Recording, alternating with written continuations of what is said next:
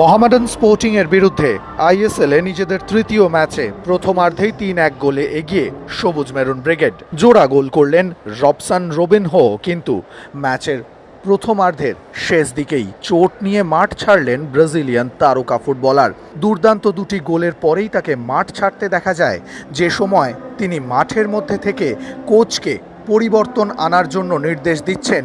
ঠিক সেই সময় দিমিত্রি পেট্রাতসকে প্রস্তুত হওয়ার জন্য সাইড লাইনে পাঠালেন, আর তখনই ডাগ আউট থেকে কোচ নির্দেশ দিলেন আরও কিছুক্ষণ যাতে রবসান রবিনহো খেলা চালিয়ে যেতে পারেন। কিন্তু রবসান রবিনহো খেলা চালিয়ে যেতে পারলেন না। মাঠ থেকেই কোচের উদ্দেশ্যে নির্দেশ দিলেন যে পরিবর্তন প্রয়োজন। তড়িঘড়ি ৩৯ মিনিটের মাথায় দিমিত্রি পেট্রাতসকে রবসান রবিনহোর পরিবর্তে মাঠে নামানো হলো। স্ট্রেচারে করেই মাঠ ছাড়লেন রবসান রবিনহো। সেই সময় ফিজিওরা মাঠে নেমে রবসান রবিনহোর সাময়িক শুশ্রূষা করলেন। তার পায়ে বরফ ঘষতে দেখা গেল। হ্যামস্ট্রিংয়ের জায়গাতেই কিন্তু অস্বস্তি বোধ করছিলেন রবসান রবিনহো। কয়েকদিন আগেই অনুশীলনের মাঝেও তাকে চোট পেতে দেখা গিয়েছিল এবং একদিন অনুশীলনে তিনি কিন্তু সাইড লাইনে ছিলেন। সেই চোটই কি পুনরায় চাগার দিল?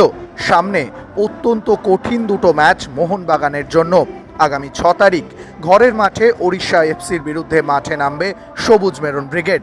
আগামী ১৪ই মার্চ বেঙ্গালুরু এফসির বিরুদ্ধে অ্যাওয়ে ম্যাচ। তার আগে রবসান রবিনহোর এই চোট কি অশনি সংকেত মোহনবাগানের জন্য?